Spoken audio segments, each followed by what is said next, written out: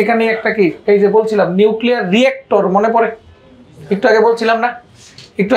না নিউক্লিয়ার কি তৈরি হয় কি তৈরি করি আমরা রিঅ্যাক্টর তৈরি করি সেই রিঅ্যাক্টরের ভিতরে কি তৈরি হয়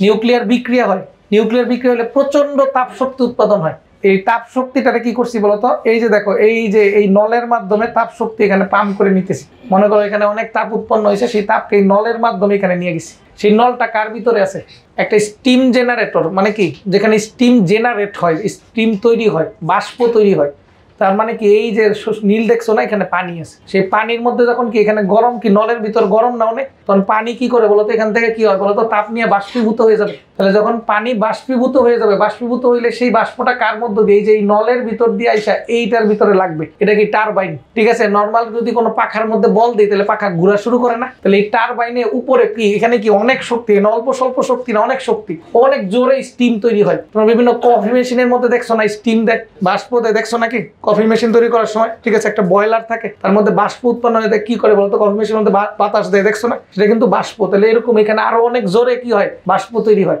সেই বাষ্পায় সেই টারবাইনের মধ্যে কি করে আঘাত করলে টারবাইন ঘোরা শুরু করে এই টারবাইনের মাথার মধ্যে কি লাগানো জেনারেটর তোমরা বিভিন্ন জায়গায় জেনারেটর দেখো না কিছু একটা ঘুরলে তাপ উৎপন্ন বিদ্যুৎ উৎপাদন হয় তাহলে এরকম এইটা টারবাইন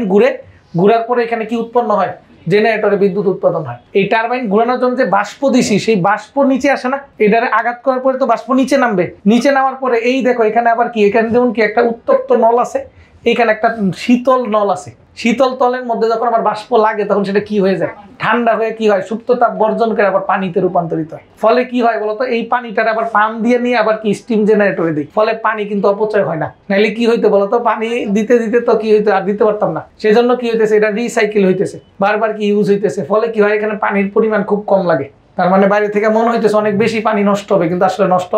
হয় না তাহলে এই কুলিং টাওয়ার থেকে নল দিয়ে আবার কুল করি মানে ঠান্ডা করে কি করি পানিতে রূপান্তরিত করি তাহলে এইভাবে এই ঘটনাটা বারবার রিপিট হয় এটাই হচ্ছে সেই নিউক্লিয়ার বিক্রিয়ার জায়গা নিউক্লিয়ার রিঅ্যাক্টর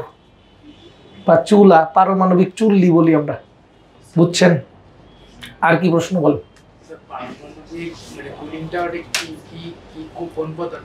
অনেক মানে কুলিং টাওয়ারে কোন পদার্থ না এটা ঠান্ডা করার অনেক পদ্ধতি আছে রেফ্রিজারেটরে যেমন ঠান্ডা করে না ফ্রিজের মধ্যে দেখছো না ঠান্ডা হয় এরকম মেকানিজম আছে বলো স্যার নিউক্লিয়ার বিক্রিয়াটা তো স্যার অনেক পাওয়ারফুল তাহলে এই পারমাণবিক চুল্লিটা স্যার ব্লাস্ট হয়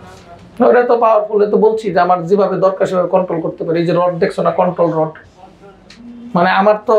পাওয়ারফুল ঠিক আছে কিন্তু সেই পাওয়ারফুলকে কন্ট্রোল করার মতো কি ক্যাপাসিটি তো আমার আছে নাহলে আমি কেমনে বিক্রিয়া ঘটাইতেছি মানে বিস্ফোরণ হইলে কি হবে ধ্বংস হবে বা মানে নষ্ট হয়ে যাবে সেটা মানে করার মতো নিয়ন্ত্রণ করার মতো সিস্টেম না থাকলে তো আর বিক্রিয়া করাইতেছি না তোমার যে গাড়ি চালাও গাড়ির ভিতরে কি আগুন ধরতেছে বিস্ফোরণ হইতেছে ইগনিশন হইতেছে ইগনিশনের আগুন ধরে গাড়ি ব্লাস্ট হয়ে যায় তাহলে এটা কন্ট্রোল করার সিস্টেম আছে আর কি বলো এখানে রিডিং এ আর কারো কোনো ইস্যু আছে অঙ্ক চিত্র 114 পেজের চিত্র হ্যাঁ বলো এটা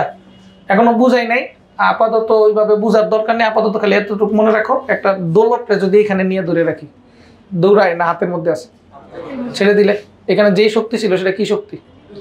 বিভব শক্তি ছেড়ে দেওয়ার পরে সেটা আস্তে আস্তে কি হবে গতি শক্তি হবে এখানে গিয়ে আবার জিরো হবে আবার আস্তে আস্তে গতি শক্তি হবে তার মানে এখানে যেটা বিভব শক্তি এখানে সেটা কি গতি শক্তি তার মানে ওই যে পরন্ত বস্তুর মতো কাজ করবে উপর থেকে নিচে পড়লে কি হয় সর্বোচ্চ উচ্চতায় কি থাকে সব শক্তি বিভব শক্তি যখন মাটিতে নামে সব শক্তি গতি শক্তি তাহলে এটার কথা এইটাই যে এইখানে যখন থাকবে তখন সব শক্তি কি শক্তি